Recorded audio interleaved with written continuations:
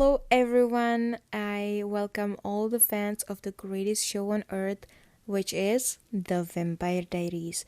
Welcome to the ninth episode, which is called History Repeating.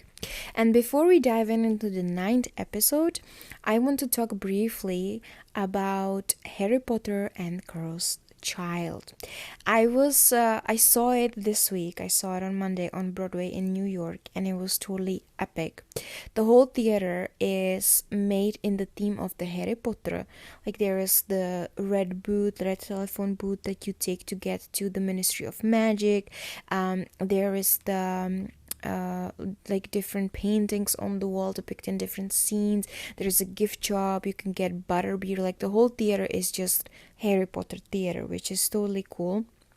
And I booked these tickets mainly because I wanted to see Tom Felton, who is on Broadway now in this show, and he plays himself. He plays Draco Malfoy. And I absolutely love it. It was so good to see him live. He was amazing. And it was not something necessarily that I wanted to see, but then when I see that Tom Felton was in it, I was like, I'm absolutely going. This is going to be great.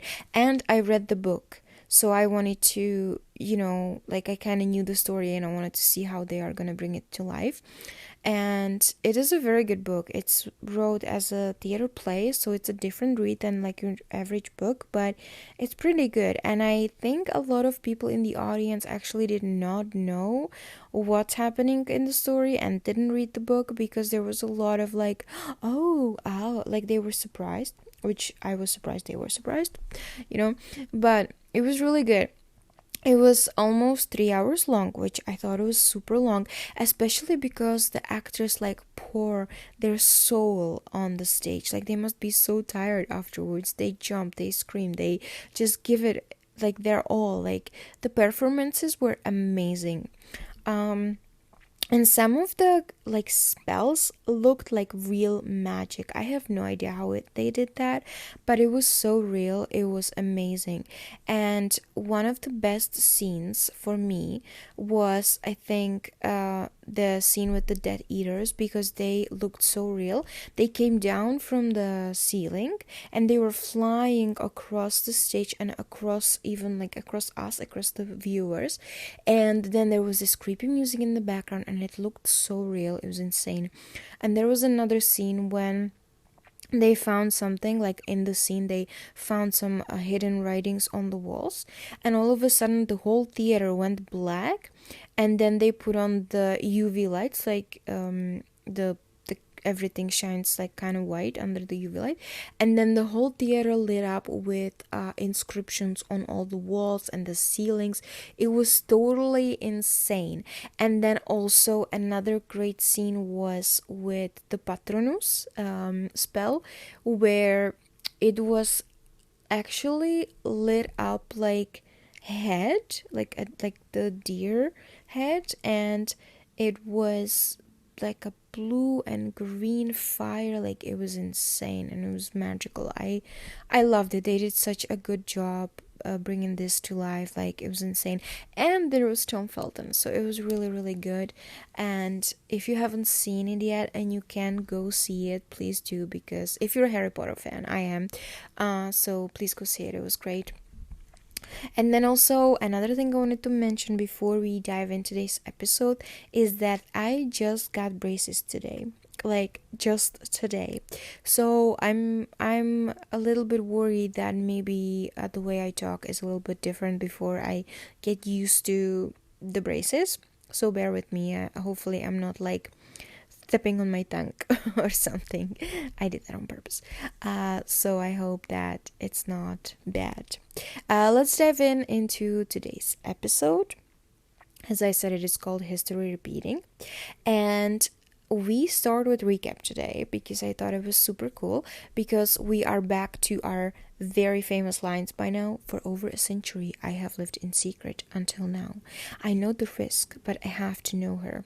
Then we jump right into Elena. She's a dead ringer for Catherine. Then we go with hello brother. And then he killed Zach. He killed Tanner. He turned Vicky. I have to kill him. You can't do that. You're right to stay away from me.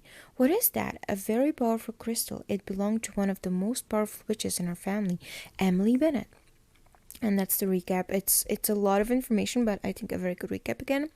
And we start right away with the first scene where Bonnie is at school and she's like very tired. She's in class, and then she turns around and there is a shadow in the hallway. So she goes in the hallway and she sees Emily.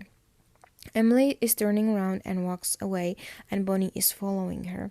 Right away, Bonnie finds herself in the woods near like the old Fells church. And then she sees Emily, and Emily tells her, "Please help me." And Bonnie is like, "Who are you?" "I'm Emily. You know that. We're family." "Where am I?" This is where it all started. This is where it has to end. No, this isn't real. Then Bonnie tries to run away from Emily, but Emily appears right in front of her, and again she tells her, "Help me." Then Bonnie wakes up with a scream back in her class, and the girl next to her is looking at her like she's insane. So Bonnie is like, "What are you looking at? Turn around." And it's such a funny scene. And then Bonnie turns on the other side and she sees that Emily is sitting there. So Bonnie starts to scream, and then she is waking up now for real. She's waking up at the cemetery near the old Fell church. She's wearing PJs and then the crystal. And this is the first scene, and then we see the graphics, The Vampire Diaries, and our 9th episode is officially starting. In the next scene, we see Caroline and Elena, and they're walking to school together, and they're talking about Bonnie. Caroline says that Bonnie is a thief because she doesn't want to give the necklace back to her. But Caroline literally says, "I gave her my necklace and she refuses to give it back," which doesn't make any sense because Caroline gave it to Bonnie, so why should Bonnie give it back? And if I remember it correctly, Caroline, when she was giving it to her, she said, "Toss it, keep it, I don't care." So now it makes no sense. She's a thief. Like, you gave it to her, you know?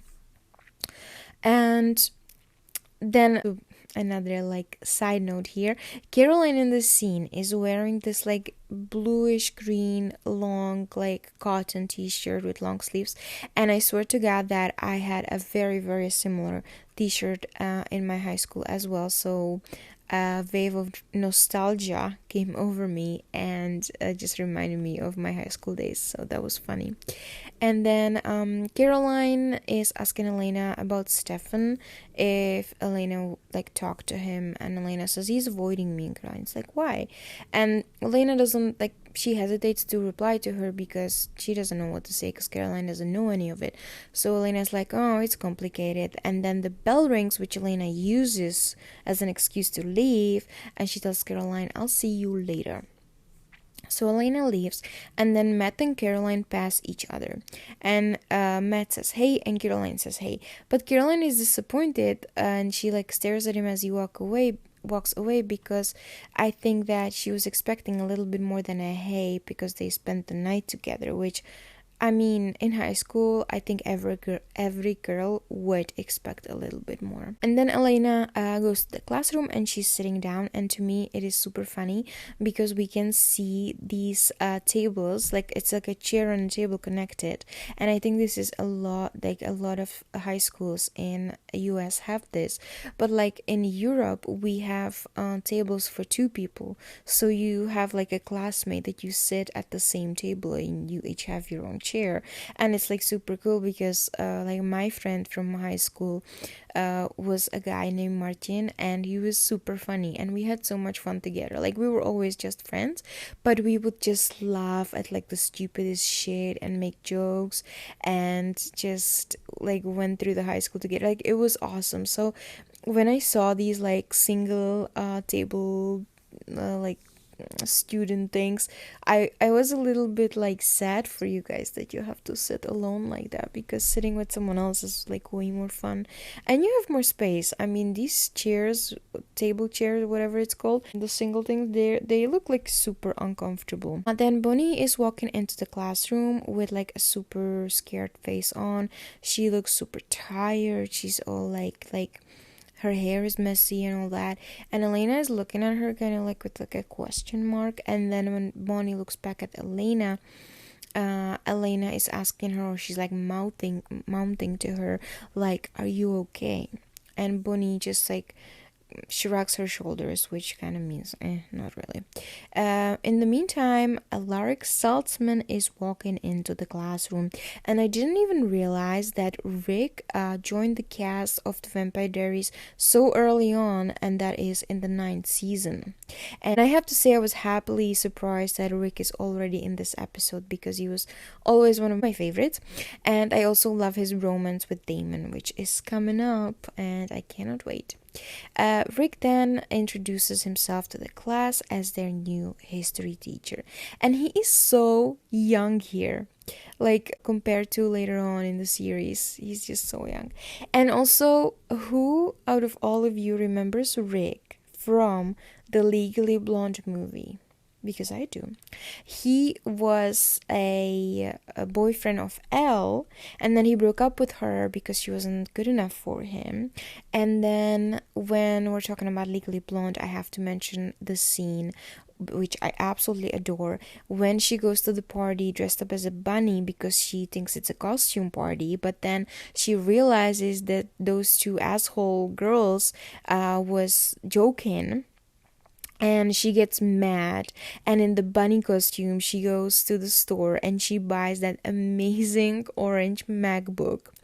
But it's like, orange, why not pink? Because even Elle said that whoever thinks that orange can replace pink is crazy, or something like that. But anyways, she buys that MacBook, which I always wanted because I think it's such a cool design. And I honestly wish that Apple would bring those MacBooks back. Like, they would make them look like that, but they would obviously be new computers. Like, I would totally buy one. But anyways, so she gets mad, she goes get the MacBook, and then there is like that amazing motivational scene where she is like doing all her homeworks, and she's studying, and she's working now, and she's going to the library, and she's just like doing amazing. And I love this scene. Like, I always wanted my life to be this motivational montage scene because it's just so cool. Well, anyways, Warren from Legally Blonde is our Rick. Okay. In the next scene, we are at the Salvatore mansion, and Damon is bringing Stefan a coffee, and he says that he's offering him peace. Then he apologizes, and let's read their conversation. It's pretty funny. So Damon comes with the coffee. Rise and shine, you'll be late for school. What are you doing? Peace offering. Come on, you need it for blood circulation. Does that flesh good? Alright, I'm sorry. Stefan, step aside, please. And Damon says, I got the town offer back. It was for the greater good, but I'm sorry. And to prove it, I'm not gonna feed on a human for at least a week. I'll adopt a Stefan diet, only nothing with feathers. Then Stefan kind of pretends to be Damon, and he says, "'Cause I realize that killing your closest and oldest friend is beyond evil, and yet somehow it's worthy of humor." Are you mimicking me? Stefan continues to mock him. Yes, Stefan, now that the secret society of vampire haters is off our back, I can go back to my routine of how can I destroy Stefan's life this week. Then Damon mocks Stefan back, pretending to talk as Stefan. And I can go back to Selkin and Elena longing and forehead brooding. This is fun, I like this. Stefan then goes on, and I will finally reveal the ulterior motive behind my evil and diabolical return to Mystic Falls. And Damon says, yeah, I'm done. That's just like you, Damon. Always have to have the last word. And I really enjoy this scene because of the way they mock each other. But to be honest with you, I do not think that, or I don't believe that Stefan would be so okay the next morning after last night when Damon killed his best friend. So I don't know if Stefan would be okay enough to like kind of banter with him, joke with him, and mock him in this way. I think he would either take him down again, he would curse at him, or he would just ignore him. Like he wouldn't even engage in a conversation. So um I think it's too soon. Like maybe if between then and this scene was like a month where Stefan kind of got over it, but I mean it was one night. So that's weird. In the next scene, Bonnie and Elena are sitting in front of the school, and Bonnie tells Elena about her dreams, or more like her nightmares. She tells her that she woke up at the ruins of the old fell church and that she saw Emily. Bonnie then asks Elena, "Do you believe in ghosts?" And Elena kind of says, you know, she says 2 weeks ago I'd say no, but now. And Bonnie like jumps in the middle of Elena speaking. She says, "Because I think I'm being haunted." I don't get it. Why Emily? Gramps said that she was a powerful witch back in the Civil War days, and that this medallion was hers, a witch's talisman. And it all started when you got the necklace? I think she's using it to communicate with me. Okay, what does Gramps say about it? I can't call her. She's gonna tell me to embrace it. I don't want to embrace it. I just want it to stop. In the next scene, we have Jeremy and our new history teacher, Rick. Rick is eating his lunch at his desk, and Jeremy's walking in, and he says, "Hey, I'm Jeremy, you wanted to see me." And then Alaric tells him, "You know that your old teacher had a jackass file? No joke. It's typed on the label. It has all the troublemakers in it, but really, it's just an opus to you. Don't worry about it. I'm not him. Clean slate. Now let's talk about grades." And then basically Alaric offers Jeremy to write him an essay to make up like for all the bad grades and everything that he missed. And he just basically tells him to pick something local, like a local topic, and not to use like Wikipedia, just like kind of go through some kind of like old books or something, get your hands dirty, and write him a nice essay. And then they shake hands, and Jeremy notices a giant ring on Alaric's finger, so he tells him, like, "That's a cool ring." And Alaric says, "Oh, thanks, it was my father's. A little garish, but family, You've got a week for the paper." And as we know, big rings in the Vampire Diaries mean vampires. So we have a little bit of like a hint that maybe Rick is a vampire. In the next scene, we see Caroline walking out of the school, and again, she runs into Matt.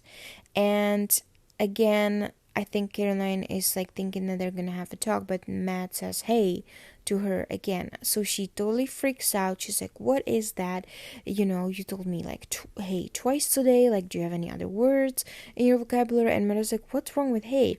And then Caroline totally goes on like a rampage. Like, she freaks out, and she's like, "It reeks of awkward subtext. You spent the night in my bed. They were cuddling, and then you snuck before the dawn, so you wouldn't have to face me," which is so like pathetic. And then with the haze, seriously. And then she says something like she's not gonna let guys mess with her head anymore. And Matt is like totally confused, and he's like, "I heard your mom in the morning. I didn't want you to get in trouble, so I went out the window." And Carolyn's like, "You went out the window? Another lame guy move." And then Matt gets mad, and he's like, "Your mom's the sheriff. And for the haze, I'm pretty sure that's what I've said to you every day since the first grade. Trying to read something into it? Lame girl move." Then in the next scene, we have Stefan, who's waiting for Elena. Elena is telling him that she was worried about him, and he could have at least sent her a text where he would say, "I didn't kill my brother." So then Stefan's like, "Yeah, I didn't kill my brother." And then Elena's like, "Well, what did you want to talk to me about?" And he says, "I won't be coming to school anymore. I'm gonna back off and keep my distance, and it's the right thing to do." And Elena's like, "Back off from school or from me?" And he doesn't reply to her. He's kind of looking away, so she understands, and she's like, "Oh, well, thank you for telling me." And then he's like, "It's just better this way." And Elena is like clearly upset, and she's like, "Yep, I got it." And Stefan's like, you're angry, that's good. It'll be easier if you hate me. Which I really like. I don't understand this last sentence, but okay, Stefan, whatever. In the next scene, Damon is waiting up for Bonnie at school, and he's telling her that she has the last chance to give the necklace back. And then he tells her, you're already too scared, I'm trying to help you. She said she doesn't want his help. And he basically kind of tells her he knows that she's a witch. And he's telling her, I wish you no harm, believe it or not, I want to protect you. Let me help you get Emily off your back. Bonnie's confused. How do you know about her? I know a lot of things, and I know more about that crystal than you do, and I know that she's using it to creep inside of you. See how scared you are? And you should be, because I will get that crystal, even if I have to wait for Emily to give it to me herself. So next time she comes out to play, you tell her, deal is a deal. In the next scene, Elena and Bonnie are in the car, and Bonnie tells Elena that Damon is a bad person and he really scared her. Elena tells her to stay away from him, and then Elena tells Bonnie that they're gonna have a sleepover, and Bonnie tells her to pull the car over, and she gets out of the car and she throws the necklace away in the field. Then Elena is asking her if she's okay, and Bonnie says, yes, now I am, and that all of her problems was because of that necklace, and that she should have done it a long time ago. Then we find ourselves in the grill where Jenna is with Jeremy, and Jenna is totally looking at Rick, like she's like staring at him, checking him out, and she says, I like a man who can dine alone, a quiet strength. And to me, this sentence is super weird. Like, what is like cool about a guy eating alone? I really don't understand. Jeremy says, I thought you were still in that whole Logan depression thing. And Jenna says, I've sworn off men forever, but it doesn't mean I can't observe them from a safe distance. And Jeremy says, well, I can introduce you, but she like shakes her head like, no, like that's okay. In the next scene, Stefan comes to Elena's house and he's ringing the doorbell. She opens the door, she goes like outside to talk to him, and then she tells him she wouldn't have called if it wasn't important. Then Elena tells him that Damon was threatening Bonnie and that he wants the necklace. Stefan is asking what necklace, and he's like surprised by like why Damon would be so interested in some like necklace. And Elena says it's not just any necklace, it has to do with Bonnie's heritage. It belonged to one of her ancestors who lived here during the Civil War. And then she realizes that that's when Stefan and Damon also were alive. And she adds, when you and Damon lived here. And Stefan says her name was Emily. She was Catherine's handmaiden and a witch. You know about Bonnie? The first night that you invited me over for dinner, I made the connection. And now Damon knows, and for some reason he wants that necklace. What does it look like? And Elena is like, it's an antique iron setting with and Stefan finishes, with an amber crystal. I know it. It belonged to Catherine. Emily gave it to her, which means that, what? And Stefan's like, I don't know, but I'm gonna find out. Let me talk to Damon. And so, we kind of figure out that Stefan knew all along that Bonnie was a witch, and like that Emily was with Catherine, which like we kind of knew, but it wasn't like super obvious because they also, like as I mentioned, they were switching the actress, so now it's like confirmed that Emily and Catherine were really close. So we learned that in this scene.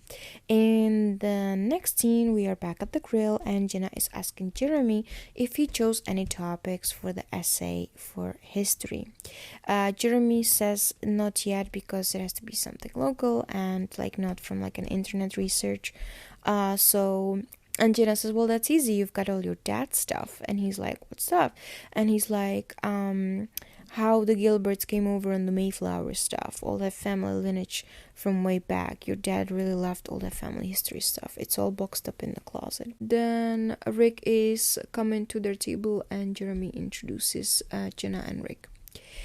Damon, meanwhile, in the grill, is sitting at the bar and he's drinking. and Stefan comes to join him, and then they're like kind of continuing what they were doing this morning, which is like mimicking each other. So Stefan is like pretending to be Damon, and he's like, "So Stefan, I've been thinking, I think we should start over, give this brother thing another chance.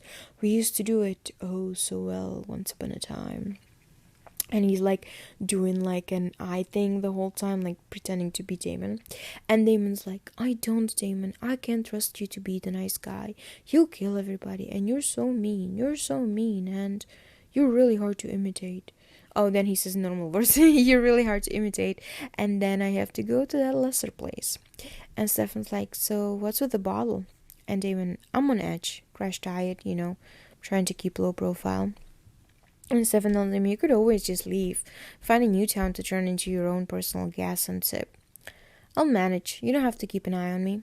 I'm not here to keep an eye on you. So why are you here?" And Stefan's like, "Why not?" And then he grabs a bottle of whatever is Damon drinking, I guess bourbon, and he's like walking away with it.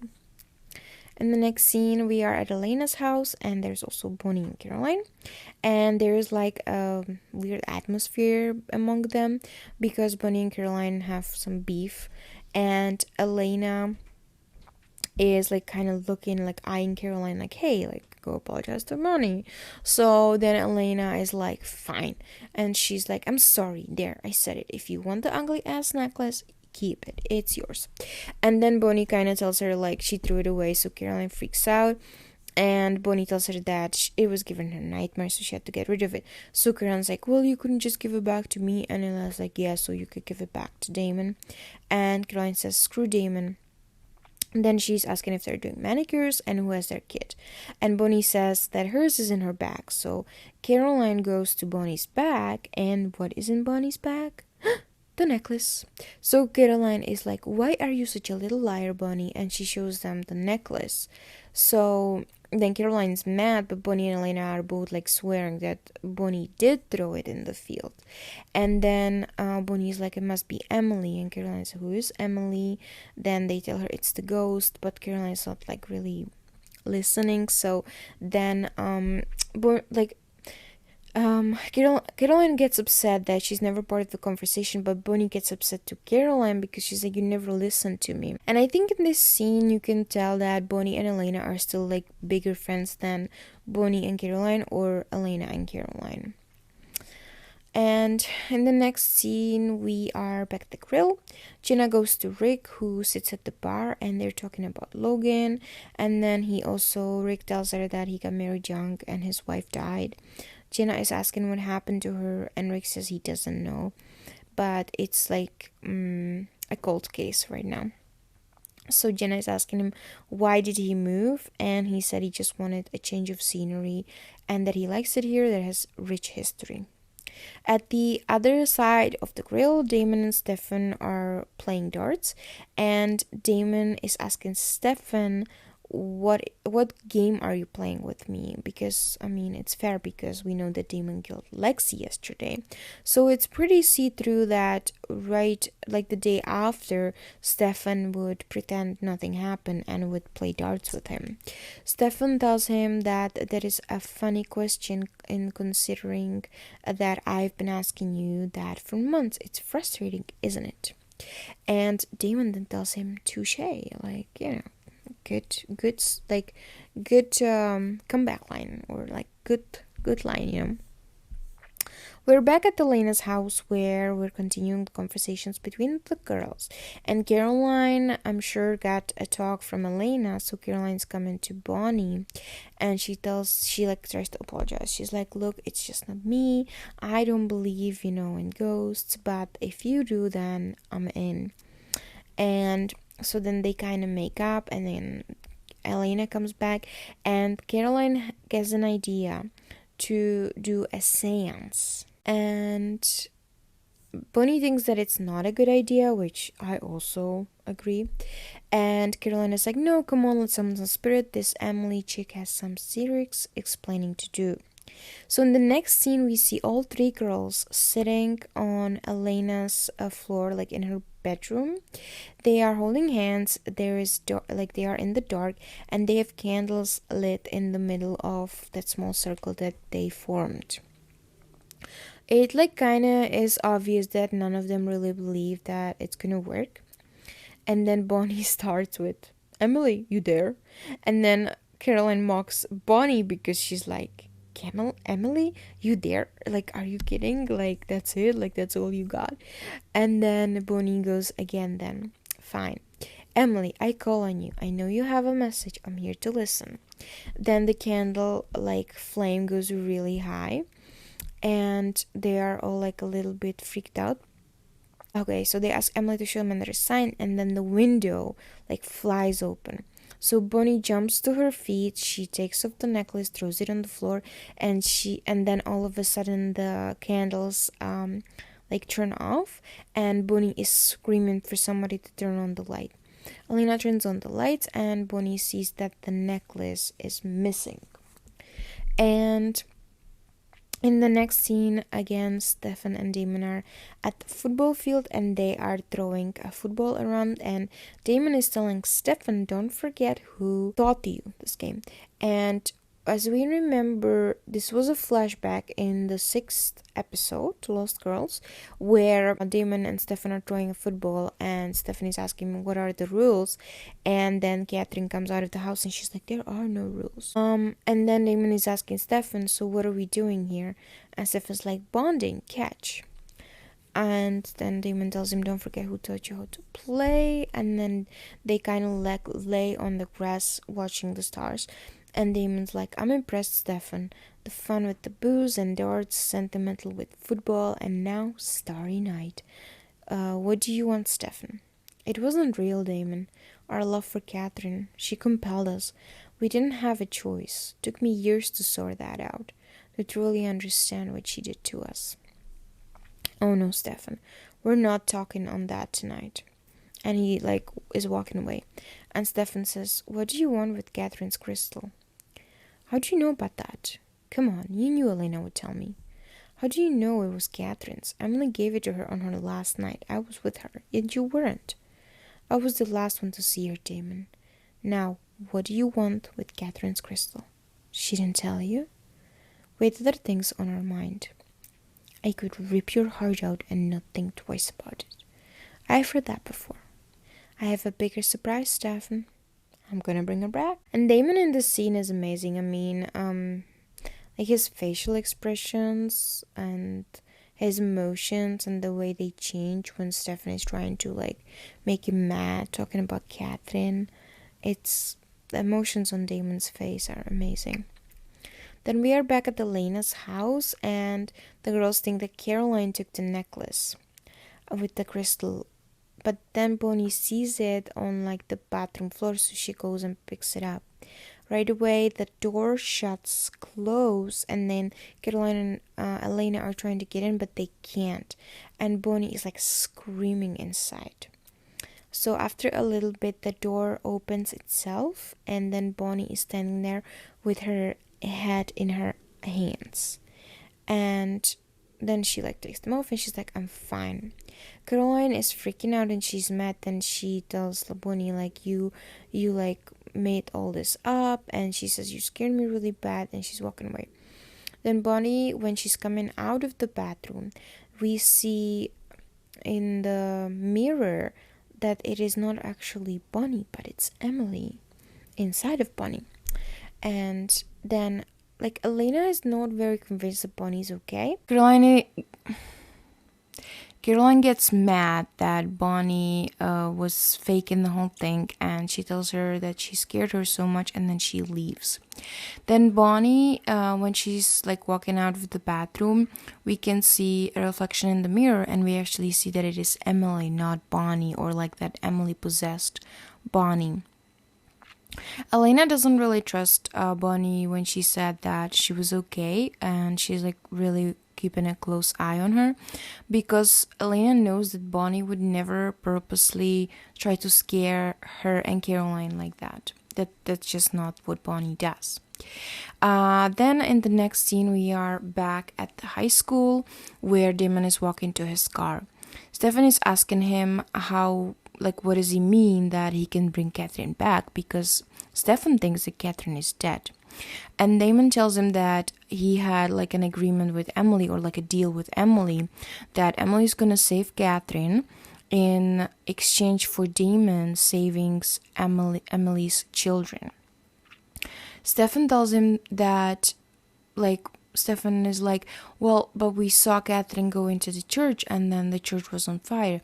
So then Damon explains to him that there was a tomb underneath the church where Catherine was hidden and she was sealed with Emily's spell. And Emily used the crystal to create the spell. And it saved Catherine's life.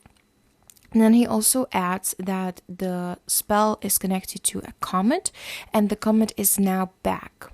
So that means that he can open the tomb. And then he kind of asks like, oh, well, do you want to play more football? Like, just casual. Which is very ironic because Damon, it just tells him all this shit. Catherine is alive, spell, Emily, this and that too. And then he's like, well, do you want to play more football or what? So that's like totally Damon. I also think that Stefan would somehow figure out that Catherine is alive. Like, I don't think that it would have actually taken 145 years for Stefan to find out. Because as we know from the flashbacks later on in the series, there were times when Stefan and Damon were doing better as brothers. And I just really think that Damon would have told him, and Damon would have tried everything to bring Catherine back. Like, he would have found a different witch and tried to break the spell, like just anything to get her back. So I don't know if I'm really buying this, that like Stefan, like, I guess yes, Stefan didn't know, but could it be possible? I don't know. Then in the next scene, we are back at Elena's house and Bonnie says that she has to go. Bonnie/Emily. Then she says, thank you for everything. I have to take it from here. And Elena is like, where are you going? And she says, back where it all began. And then Bonnie is running down the stairs and Elena immediately like connects everything and she calls at her Emily. To which Bonnie turns around and she says, I won't let him have it. It must be destroyed. Which she means the crystal. Then Elena is running down the stairs and to the front door and she wants to follow Bonnie/Emily who left, but the door is spell shut and they cannot be opened. So Caroline and Elena are trying to like open the door, but it's not working. Instead of like trying any other door in the house, they're just like banging and trying to open it. And then when the door finally opens, Jeremy is in the door and he's like, what? Like, he's kind of like, what the fuck? Like, what are you guys doing? And he just like walks by them and goes inside.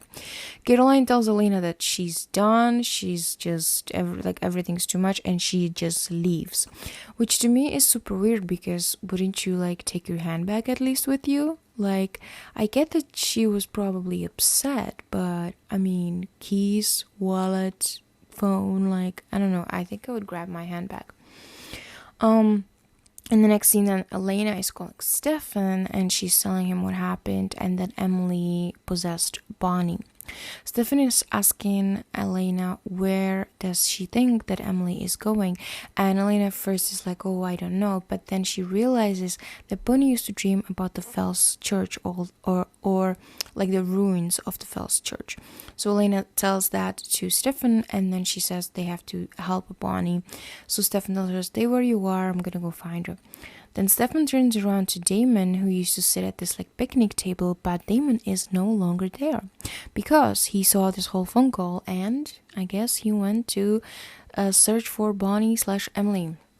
And then Damon finds Bonnie/Emily by the ruins of the old Fell Church when she's preparing a spell. Damon is telling her that they had a deal and she tells him that things have changed. And he tells her, well, I protected your family, you owe me. And she says, I know, I'm sorry. Damon says, you're about to be a lot more than that. And then he tries to attack her, but Emily uses her powers to throw Damon against the tree. And he's kind of like impaled on a branch of the tree through his stomach. So in the next scene, Jeremy is looking through the boxes that were his dad's, like all the family heirloom stuff. And Jenna is coming home accompanied by Alaric, and they are laughing and joking. And then he's kind of standing in the doorway, and he's like looking at like the door frame, like all suspicious and weird. And she says, you know what, I'm not gonna invite you in.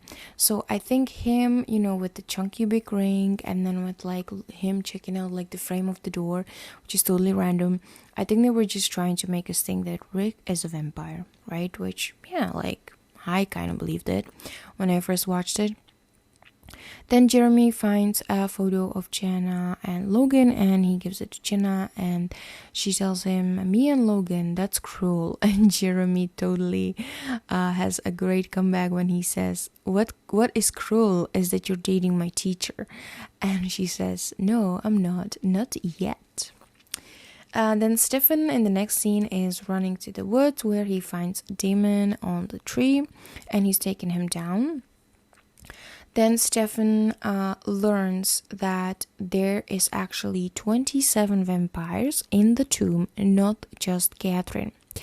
And Stefan kind of tells him, like, to Damon, he's like, you kind of forgot to mention that. And Damon says it doesn't matter because, people in Mystic Falls deserve it for whatever they've done to vampires. Which Stefan is like, that was 145 years ago. Like, these people are innocent. He's like, there's nothing innocent about them, this and that. Then Bonnie/Emily puts like a pentagram down on the floor, and then she puts it on fire, and then she destroys the crystal. When the spell is done and the crystal is destroyed, Damon grabs Bonnie and bites her. And then Stefan has to give Bonnie his blood to heal her. Damon stands there like totally destroyed because the crystal is now destroyed. And Elena looks at him like, she kind of looks at him with like a very, very bad look, like, you bad boy. And then in the next scene, Caroline is trying to go to bed, and Matt comes through the window into her room. And with like this in a super bad way, Matt is trying to tell Caroline that he actually kind of likes her now, and that he like enjoyed last night, but he's saying it like he's kind of insulting her a little bit. He doesn't want to, but he's a guy, he doesn't really know how to express his feelings. And then he tells Caroline that everything she was saying yesterday, that he understands that because he doesn't have anybody in this world anymore, that, his mom is away, Vicky is now like away, his dad, doesn't care. So he kind of tells her that he understands, because in the last episode, Caroline was drunk and she was asking Matt, do you ever wish that life was different? And I think Matt really felt that, because I think he wishes that a lot. So in the next scene, then Stefan comes over to Damon, who sits there like in the dark, totally destroyed, and he looks like super vulnerable. And Damon says, Catherine never compelled me. I knew everything, every step of the way. It was real for me. I will leave now. Elena is standing by the car with Bonnie, and Bonnie's asking her what happened, and Elena tells her that she's going to explain everything to her, and she doesn't have to be afraid of Stefan, because Stefan comes over as they are speaking. Then Bonnie goes into the car, and Elena is there alone with Stefan, and Elena is asking Stefan if Bonnie is in danger to become a vampire. And Stefan says that she is not, unless she dies with his blood in her system. So just keep an eye on her overnight so that she doesn't die. And then Elena tells Stefan that she will tell everything to Bonnie about him, about Damon, about vampires, because she can trust her and she needs to have someone to talk to about all these things. It kind of looks like she's kind of asking a permission, but also kind of telling him, and he doesn't say anything like, no, you can do that or whatever, so I guess he agrees that she should tell Bonnie. Then Elena tells Stefan that she thought she cannot be with him, but she was wrong, and that he doesn't have to keep her away from him. Stefan says that he must leave town, that a lot of things have happened, too many people have died, and she says, no, I know that you think you're protecting me, but, and Stefan says, I have to. Coming home was a mistake. I can't be a part of your life anymore. And then Elena is like hysterical, and she's like, don't go, Stefan, please don't go. You don't have to do this. This is your home. Please don't go. And he says goodbye, Elena, and he goes away. Anyways, even though she screams, you're just gonna walk away. Don't walk away, Stefan. And he just leaves. Then we are heading towards the end of the episode, and a song by Barcelona called Come Back When You Can starts playing, and I think this song, for me at least, is totally intertwined with the Vampire Diaries. Like, when this song starts playing, I immediately go to my happy place, which is the Vampire Diaries. And then while this song is playing, we see a couple of scenes, and nobody is talking in any of them. It's just like these scenes that they're showing us. And the first one is we see Jenna that she rips apart a photo of her and Logan, and she throws it out. Then there is a scene of Caroline and Matt. Caroline is bringing some cookies, some candy, chips, and some sodas into the bed, and like her and Matt kind of settle on the bed, and they're like laughing and talking and eating the snacks. Then we have a shot of Damon sitting in the same spot at the old Fels church at the ruins, and he is looking completely devastated. And the next scene is Stefan at home with his diary. He's trying to write something, but he doesn't really know what to write. So then he gets mad. He throws the diary across the room, and then we can see that he is crying. And the next scene is then Bonnie and Elena sitting on Elena's bed, and Elena is telling Bonnie everything that has happened with Stefan and with Damon, and they are both crying, and Bonnie is hugging her, and it's just a super cute scene, although very, very sad. And then the song ends, and we can see Jenna, and she's like packing up the boxes that Jeremy left out when he was looking for something for his paper, and somebody is ringing the doorbell. So Jenna goes and answers the door, and guess who it is? It's freaking Logan. But we know that Logan died like, I want to say 3 episodes ago. So we therefore know that Logan is a vampire. And then the last line of this episode is when Logan says, aren't you gonna invite me in? So that is not a very good ending. That's a very big cliffhanger, because at this point we know that Logan is a vampire, and Jenna doesn't know anything about vampires, so she might as well invite him in, right? So yeah, the cliffhanger was real in this one. And that is the end of today's episode, and everything else that we see is just the line, the Vampire Diaries, the graphics, and that is it. And I realized that I think this is the first time that we hear a spell Incendia, and that is in the first season, episode 9, we hear for the first time the spell Incendia. And I have to say that this episode is super packed with like action scenes, with a lot of information, a lot of beautiful acting. I mean, I think the cast is amazing for how they know how to play these tiny changes of their emotions and all these nuances that they can just express with like one slight change in their face expression. I mean, it's a symphony. Like, I mean, Damon today in this episode is just brilliant, going from scary to vulnerable to miserable to loving. Like, he can play all these scales, and it's just amazing. Best scenes that I liked in this episode are definitely the scenes of Damon and Stefan mocking each other, and they're like trying to like Stefan pretending to be Damon and vice versa, and them like trying to kind of banter in that way. Although I still do think that it would be way too soon for Stefan to do that with Damon. Like, everything with Lexi just happened last night, so I really think that's a little bit too far-fetched for Stefan to be that okay with Damon in this episode. But I mean, they are vampires, maybe. They just move on quicker than people do, And then I definitely enjoyed very much Damon this episode, and especially the scene in the woods where there's just been this thing that he's been thinking about for 145 years. There was this goal, this mission, this dream come true, and in a split of a second, all of that ends for him.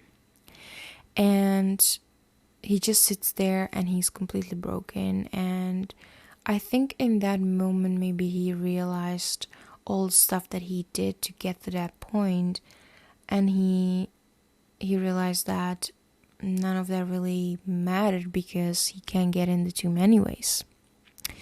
So I think those are my favorite, along with Rick appearing in today's episode, because as I mentioned, I do love Rick, and especially Rick and Damon, and how their romance and their relationship progresses in future episodes and future seasons, and kind of lingers throughout the whole series. I think that the writers did a beautiful job on that.